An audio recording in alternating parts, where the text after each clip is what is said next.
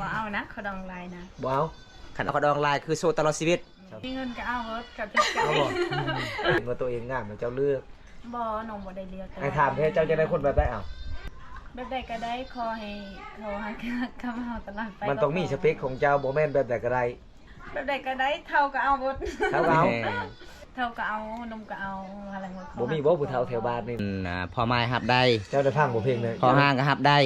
จะโทษเจ้าไทยได้จะมากินกล้วยหยังไปได้กล้วยใหญ่เห็นบ่มักบ่คือกันแต่กล้วยน้อยมันแซ่บบ่ซะโทเป็นหยังน้องสาวลาวเขตชนบทหลายๆคนอายติดตามตลอดเลยเวลาไปอาบน้ำยามแรงๆนี่ส่วนหลายสาวลาวนี่เขาเจ้าก็บ่ได้มีผ้าเช็ดโตหรือว่ามีแพรเช็ดโตมีแต่ผ้าทุ่งไปอาบน้ำเป็นหยังน้องบ่มักบ่หรือว่าจังใดบ่มีบ่มีเงินจักซื้อเขามีเงินสิซื้อก็คือจักใดคือกัน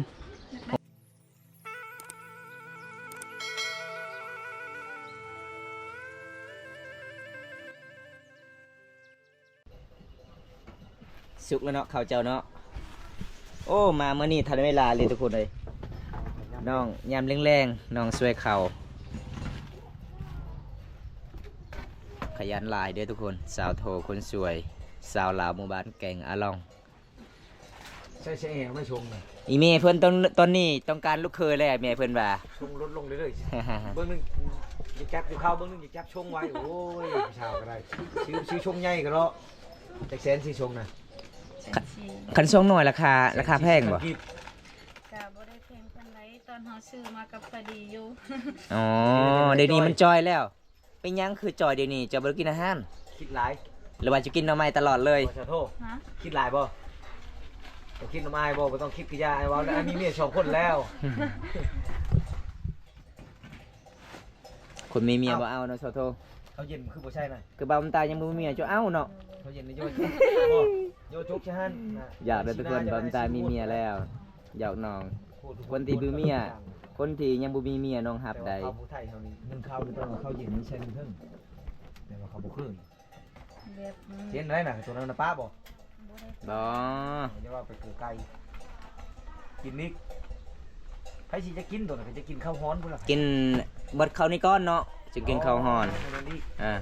เตานี่ก็อุ้ยคันเย็นตลอดมันก็บูดเด้เป็นเนาะขยันเลยเนาะสอโทดุเนาะเจ้าเนาะคนดุชงอันแต่ดุแม่ตะกี้ไอ้เว้าจังเอาเจ้านี่ได้เป็นเมียแต่ว่าไอ้ได้2คนแล้วย่าแล้วไอ้บ่เอาช้ำโยหังแล้วเด้อโอ้ยได้ยอกชาโทเร็วคือบ่ม่วนแบบเมียฮู้หั่นนะเมียไปดูบอกเมียให้เด้อค่ะเด้อใจจะบอกเมียให้เด้อจะเอาโลดเบอร์เมียลาวจังหน่อยเดี๋ยวเขาสิบอกให้ว่าเมียเจ้าสิเอาอีกเด้อบ่แม่นเมียผัวเจ้าสิเอาอีกเด้อเมียอายใจดีปานเทวดาเขาย่างนี่เขาให้บ่บ่มีเขาหน้าซื้อโอ้เขาซื้อเอาบ่ทันพูดบ่ฮอดแล้วยังบ่ทันได้กินช่วงนี้หน้าฝนตลอดเนาะตากก็เลยบ่แห้งก็เลยซื้อข้าวกินตากก่อนเนาะตากแล้วตากให้มันแห้งตำแม่นบ่ตำบ่มีหุงสีเนาะบ่มีตำเอาไปจ้างหมู่ได้เท่าไหร่สีนะอยู่บ้านสาวหอมสอบ1 50โอ้สอบ1จ้างสีข้าวน่ะแพงอีหลีบ่จ่ายเงินก็ได้มีแต่เห็นไหมขอกันไรพี่น้องบ่มีอ๋ออยู่เฮือนเจ้าบ่มีหุงสีบ่มีแต่ใจขอสีน้องฮะขอน้องพี่น้องสีของเขาอ๋อมันก็ต้องสีค่าไฟน้ำเขาคือเก่าแล้วบ่ได้เสียชุดแล้วไฟเจ้าสีเองมีแต่ก็สีละลาว่ะมีแต่สีละลามีแต่สีละลาบ่ได้เสียหยังเงินก็บ่ได้เสียคันอ้ายมีข้าวให้เจ้าไปสีให้ได้บ่มากับพี่น้องกันเขาก็ผ่านเจ้าเด้เจ้าก็ว่าเขาเจ้าสีแล้วก็คอยเอามือใจดีเนาะสะโทเนาะพี่น้องจะเนาะสีละลาเลยเนาะบ่ได้เสียเงินเลยขาด FC บ่เข้าใจว่าเป็นคนอื่นในอื่นนะทุกคนสีเข้าพี่น้องเอ้ยจังโตจังเมียฮ้อนบ่สะโทภาษาบ้านเจ้าฮ้อนไปว่าจังไดเอิก เวลาจะจับข่าวได้ฮ้อนบ่ โอ้แต่บ้านมีครับพวกได้ จะว่าจังได๋นี่นะ เต่า เต่า ก็เต้าอ้าวแสดงว่าฮ้อนนี่มีหลายประเภทบ่ภาษาบ้านเจ้าฮ้อนอันหนึงก็คือเอิกฮ้อนหนึงก็คือกูเต้าโอ้กูเต้าก็ ฮอ ส น ม นึ มุ ง ติ คือปอัดฮอนนึงคือปะโฮน โอ้โหเด้ หลายแน โอ้ วเนาะ หลายแนวเด้อทุกคนภาษาเด้อฮ้อนเด้ออันนี้ก็คือฮ้อนเวลาเฮาจับข้าวจับน้ำนี่เวลาจับหม้อนี่กูเต้า เขาจะหอมเนาะว่ะ ขยันหลายเนาะสาวโท จังมูกสิกินข้าวแรงบ้านครับพูดแม่นบอกพ่อแม่ไปใช้ อ๋ออันนี้ของเจ้าติ๊กเจ้าหน่อยๆได้บ่ บ่แม่น ติมน้อง น้องเฮาตีลูก ปลาทุกคนนี่เบิ้งนี่ติ๊กตัวใหญ่นี่มันน้อยมันใส่ ใช้น้ำกัน เออ เขาจินไปใช้หัน ว่าสาวโทข้าคิดว่าเจ้าเอาพัวมือหน้านี่ เข้าที่บริเย็นนี่เจ้าก็ให้พัวกินบ่ วันนี้ แต่ผัวอยากกินก็กินเอง เออใจดีแท้เนาะเจ้าเนาะเจ้าก็ต้องบอกก้อนผัวเนาะว่านี่เขาคอยบริเย็นเด้อนี่เด้ออืม มักกะลียิ้มนะเนาะมากมันก็ยังงามคือเก่าจ้าน่ะ ยังมาทัดอาบน้ำเลย นี่สิไปอาบบ่ไปอาบน้ำด้วยมันนี้เด้อนี่บ่แพ้หายนุ่มบ่มีแต่แกชงได้ อันนี้ยูชงนะมันแกเบิดดอก ยั่ว ไปใช้ ไปเอิ้นเจ้า ไปอาบน้ำ สาวไทยเข้ามานี่ก่อนสาวไทย ยั่วเลย มานี่ก่อนโอ้คิดฮอดสาวไทยหลายทุกคนเลยคอยเลยคิดว่าสาวไทยเอาผัวแล้ว แกบ่บ้านนี่ แล้วเนาะสาวโทเนาะ เดี๋ยวจะไปอาบน้ำพ่อแม่ไปใช้ไผ่สิเผาเฮือนเจ้าบ้านนี่ กินเอง แม่ไปใช้ อยู่ กู ต เห็น ลาด เบิ้งเฮือนน้องแต่เป็นสองหมดเลยทุกคนเลยเคสโซนาบอสแบบนี้แหละ ปกติ เฮือน อี ซ่า เขตนี้เขาจะบ่ป้าเฮือนไหมขันไปเวียกไปหันไปนี่ต้องมีผู้เผาเฮือนแมันบอกคือแถวผู้ไทยเขาป้าได้ยามให้ยามหน้านี่ปิด ปะบ่ได้ ปเลยนะ เฮาเคสโซนาบอสปะบ่ได้ เออ โอ้มีหมู่มาหาเนาะ ให้ผู้เช้า บันสวนสวัสดี โดยสบายดี ไปให้เจ้าหน่อย แล้วส่วนสาวโทไปอาบน้ำบ่น้อง แมน โอ้น้องก็นำกันเนาะอาบน้ำกันทุกคนเลย อาบไปใช้มือนี่ อาบน้ำหัว น้ำหัวคือเก่าหัวเสปลาคือเก่าโอ้มามื้อนี้สวยทั้งสองเนาะทุกคนสาวไทยสาวโท งามเป็นแว่นเลย เลือกผู้ใดใจกระเจ็บ แต่ตอนนี้ข่อยมาเยี่ยมมายามมื้อวานมื้อซืนนี่เมซอโทต้องการลูกเคยแล้วเพิ่นว่าเอาบ่ไหวแล้ว ลูกสาวคอยอยู่เฮือนดนแล้วเพิ่นว่าแม่นบ่ซอโท แมน นี่พี่น้องเอ้ยมามื้อนี้ก็ยังคือ เก่า เก่า จะได้ขนองเลยจะได้ขนอง จะได้ลูกเคยแห้ง จะได้ลูกเคยแล้วจะได้ขนองเลยนะ เพราะว่าบ่มีไผไทยหน้าเด้เพิ่นว่า โอ้ไอ้ไทยให้ก็ได้ไปหน้านะ ประมาณจักโมงน้องไปอาบน้ำ ก็สิไปอาบ สิไปอาบแล้ว ตอนนี้จักโมงแล้วตอนนี้นะ ที่หมู่ 4 โมงจักนาที บ่ได้บ่ เอ๊ะ เออ ใส่โมงเจ้านะเบิ่ง บ่มี เจ้าได้สาวไทย 30 นาทีแล้วได้ บ่มีจะมีหยัง ใจ มีติดใจโอ้ ตัวชิงโทรศัพท์บางงาม ตายอีกแล้ว ๆตายอีกเลย มาก็ใส่เบกเมื่อวานนี่แหละใส่เด็กใหม่ เพลแล้ว เท่าไรไปใช้มา 4,500,000ข่อยถามเมื่อนั้นจะว่า800,000 ยังเป็นของปลอมอยู่ในทันใด เพราะว่า ปกติมันกว่าหันแบตโทรศัพท์ไอโฟน แม่นแล้วแต่ว่าเขายังบ่มีเงิน อื มี ม เงินแต่400,000ก็ใส่400,000ก่อน อ๋อ แบบนี้นะจะเห็นแบบนี้บ่ยากกันแบตมันเชื่อมนะจะซื้อหม้อไฟนะใช่ ตอนนี้แบกคันเวลาแบก10% เอาหม้อไฟรุ่นใดหรือใช่ เอา ด้านมืด 10% 5%มันก็บ่ได้ดับแล้วตอนนี้ใส่เบกใหม่ เจ้าจะเอาบ่สุดเบาแก้วนี่บ่เอา เอาหม้อไฟรุ่นใหญ่นะมาใช่ต่อใช้รถจะอองรถหม้อไฟนะ ถ้าเอาสุดเบาแก้วเนี่ยเรียบร้อยเลยเนาะโทรศัพท์ก็บ่เห็นแล้ว แบกตัวนั้นมันค้างแบบ อ๋อ มันค้างมันก็ลงทีเดียวเลย อ๋อโด แต่ ย ว่า โด ตอย นนี้คันเขาลงเขาก็ลงหลายๆเลย อืม ประมาณ 10% 5%ก็บ่ได้ดับอยู่ อ๋อ โอ้อันนั้นแหละคือมันแบตมันยังอยู่มันจะดับบ้านเดียว แม่ แบตเชื่อมเด้ แบกตัวนั้นค่ะเวลา50มันก็ดับอยู่40 อ๋อ ก็ดับ เชื่อมแห้งแล้ว แต่ว่าตอนนี้ 1% ก็บ่ได้ดับ ตอนนี้นะ ได้ไหมแล้วของ ได้ไหมเลยเนาะ ข้งของไหม ของเก่าได้บัดนี้ฮะ ปะแล้ว ปะแล้ว โอ้แสดงว่าเจ้า ใส่แต่เบกไม้ แสดงว่าเจ้าเนี่ยคันมีผู้บ่าวนี่เจ้าเลือกตลอดเลย ก็บ่ได้เลี้ยวคันบ่ได้ใช้บ่ได้ก็ปะคันใช้ได้ก็เอาได้ ไอ้นี่ใช้ได้อยู่ไหนไอ้นี่ยังใช้ได้อยู่ไหนอยู่ไหนใช้ได้ได้ อีหยังอีหยังใส่ ลอง ใส่ใดใส่บ่ได้น่ะอีหยัง ก็ สมมุติ แบกมันเก่าลิ้นบ่ได้ก็เลย กะสมมุติเด้สมมุติว่าแผ่นเด้แผ่นเก่ากับแผ่นใหม่นี่ ผู้ใดใช้บ่ได้หรือเปล่าไอ้ใช้ได้อยู่ไหน ถ้าแฟนเก่าก็มิดใส่บ่ดีก็ปะกัน ว่าคือไม่ใช้ อ๋อ ถ้าแฟนใหม่เขาดีกว่าแฟนเก่า อ๋อแสดงว่าแผ่นเก่ากับแผ่นใหม่นี่ ตัวใดที่น้องมักที่สุด คนผู้ใดที่ฮักจริงใจใส่กับน้องก็มักคนนั้น อ๋อบ่ว่าจะเป็นเก่าใหม่ก็เอาได้เบิด เอาได้ ผู้ใดใช้การบ่ได้หรือเปล่าโลนั้นเราอ่ะ คือเบาตาใส่เกระบิเตะนี่ปะโลด ไปใส่ก็ใส่เกระบิเตะป้าสาวไทยอารมณ์ดีตลอดเลยไปย่างน้องคือจับมือเจ็บมือป่ะพูดข้าวให้ ได้ยินข่าวๆเขาว่าน้องสิเอาพัวแล้วมือนี่เอ๊ นี่บริษัทไทย ยังบ่มี ยังบ่มีอยู่ ถ้าเอาพัวเมื่อใดบอกอายเด้อเดี๋ยวอายสิขายไก่ใส่บัตรเซิน ค่อยได้ยินเขาเอาแล้วเจ้าจะเอาโฟว่ะค่าดองฮอด100 ล้านพุ่น อย่าได้10 ลังกับบุญเลยเนาะ ค่าดองแพงปานนั้นก็ค่อยสิเอาเมียค่าดองแพงปานนั้นค่อยถอยหลังแล้วค่อยยอมแล้วประมาณนั้นจ้ะขอโทษในค่าดองเท่าไหร่ก็จะเว้ามันนั่นนะอย่าเว้ยเว้ย 50 ล้าน 50 ล้าน เอาก็ได้ รถเอาเท่าไหร่ รู้เท่าไหร่ รุ่นเอา30เก่า คักเนาะจะเบาเนาะ เจ้ารุ่นเองได้30เด้อบัดค่อยต่อแล้วค่อยต่อ10 ล้านได้บ่อันนั้นเจ้ารุ่นเองเจ้าได้ค่อยบ่ทันต่อ เรื่องขอดองน้องก็บ่เอาอะไรก็ได้ขอให้จริงใจก็พอ นี่พี่น้องสุดยอดหลาย ดี แต่ ใจกว่านี้ อีเมเจ้ามื้อนั้นคอยถามว่าไม่เท่าเจ้าจะได้แห้งบ่ลูกเคยแม่ยังได้แห้งจะเอาเท่าใดกระดอก50 ล้านรุดได้บ่ได้เพิ่นว่าสิรุดเท่าใด60ก็ได้โอ้แห้งลายอีกแล้วอันนั้นบ่ได้รุดแล้ว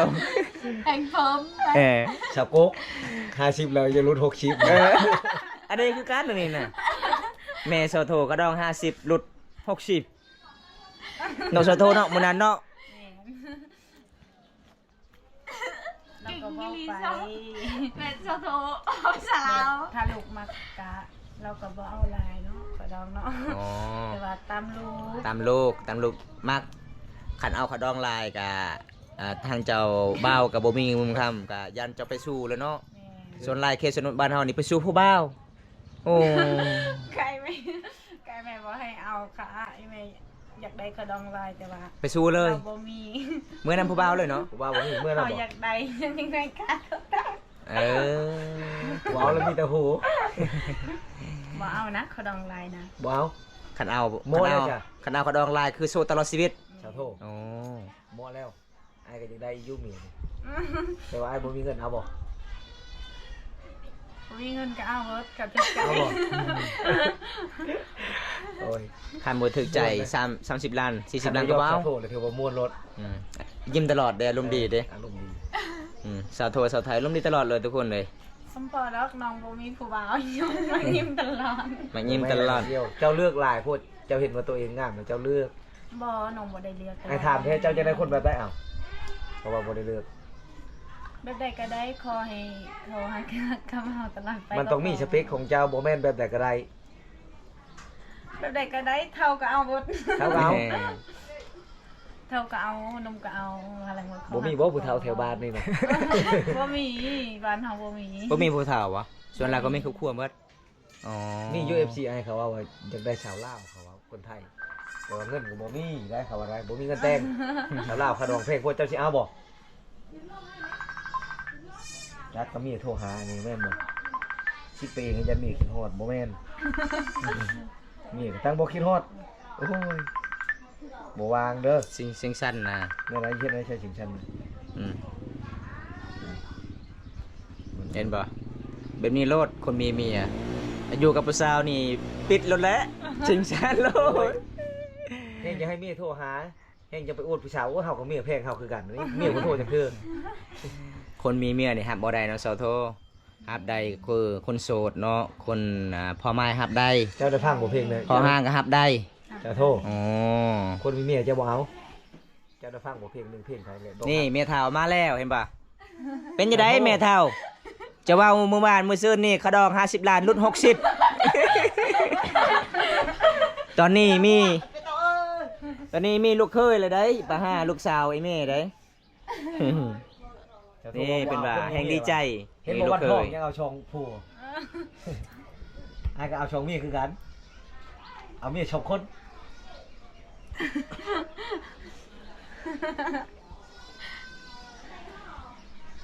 เจ้าบ่เอาค่อยๆเอาชาวไทยชาวไทยก็งามคือกันบ่แม่นมีแต่เจ้าอย่าเฮ็ดเอาเองน้ำพลอยคอยก็เลือกได้คือกันชาวไทยซ้ำอ้ายรอบ่ละรอหรือบ่รอ รอ ล่อ เด้ครับบ่รออ้ายปิดกล้องล้น คำว่าล่อนี่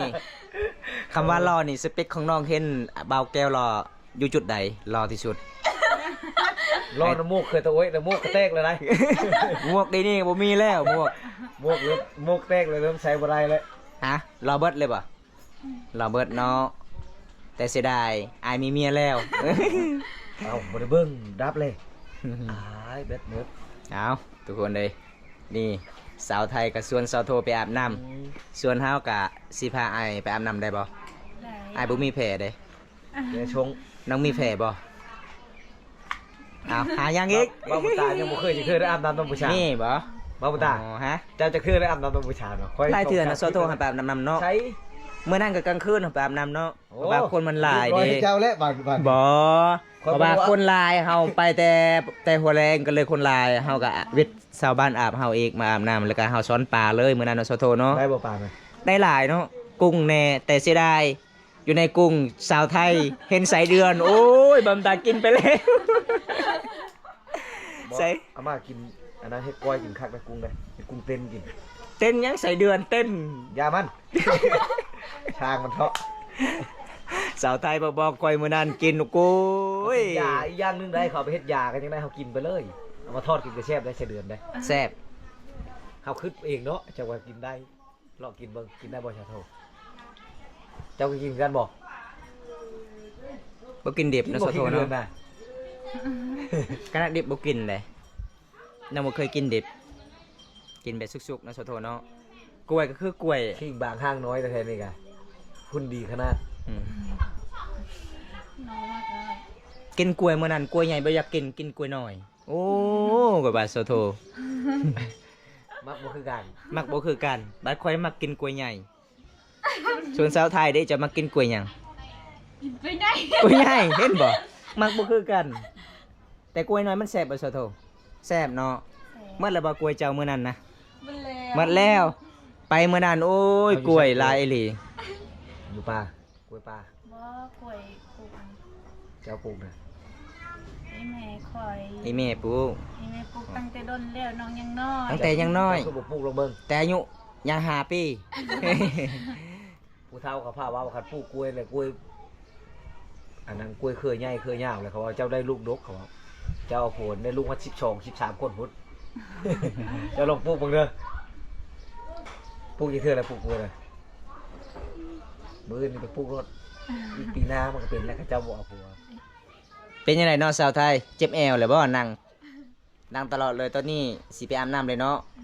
4:41 นาทีเลยทุกคนน้องๆก็สิอาบน้ำแค่เสร็จหมดบ้านเฮาเวลาไปอาบน้ำยังแรงก็คือ ไปหาหมู่คู่ไปชวนหมู่คู่ไปอาบน้ำกันถ้าบ่มีสบู่ก็คือเอาสบู่หมู่อาบก็ได้บ่ ได้ อ๋อบ่มียาสีฟันก็ในได้บัดนี้ เอาได้ เอาได้ถ้าบ่มีแปรงเด้แปรงสีฟันบัดนี้ เอาได้คือกัน ทูน้ำกันได้ บ่ได้ บ่ได้ตัวนั้นได้ยาสีฟันสบู่เนาะ บ่คันใช้ได้เป็นท่านไอ้นี่อยู่รถน่ะครับบ่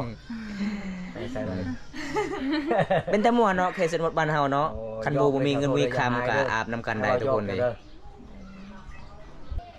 เป็นหยังน้องสาวลาวเขตชนบทหลายๆคนอายติดตามตลอดเลยเวลาไปอาบน้ำยามแรงๆนี่ส่วนหลายสาวลาวนี่เขาเจ้าก็บ่ได้มีผ้าเช็ดโตวหรือว่ามีแพรเช็ดโตวมีแต่ผ้าทุ่งไปอาบน้ำเป็นหยังน้องบ่มักบ่หรือว่าจังใด บ่มี บ่มีเงินจักซื้อเขามีเงินสิซื้อก็คือจักใดคือกันโอ้ทุกคนเลยความหมายที่น้องไปอาบน้ำแต่ละมื้อแต่ละวันมีแต่ผ้าทุ่งก็คือน้องบ่มีผ้าเช็ดโตวเนาะโอ้ทุกคนนี่ล่ะพี่น้องสาวลาวเขตชนบทเด้อทุกคน คอยจะมีผมมาเจ้านั้น เมื่อนี้ก็น้องๆก็สิไปอาบน้ำกันเด้อทุกคนเลย เป็นยังไงสาวไทยสิไปเลยเนาะสาวโตกับสิเกมแล้วพี่น้องบอมตากับสิปิดแบบนี้ก่อนพี่น้องไอ้คลิปนี้บุมีหยังหลายสิพา FC เดือฮับซุ่มมื้อนี้มาเยี่ยมมายามสาวโทกับสาวไทยหลังจากมาเยี่ยมมายามสาวเวียนสาวห้อมกับบ่ได้พอน้องก็เลยแวะมาเล่นน้ำสาวโทสาวไทยจะได้บอมตากะไปปะอำลาพาจาก FC หลายๆคนที่เข้ามาติดตามรับชมคลิปนี้แต่ต้นจนจบก็ขอให้อยู่ดีมีแฮงเด้อทุกคนขอให้ร่ำให้รวยบ่ว่าจะเป็น FC เก่า FC ใหม่หลายๆคนเด้อครับคลิปหน้าพบกันใหม่ขอกล่าวคำว่าสบายดีบ้านสวนบ๊ายบาย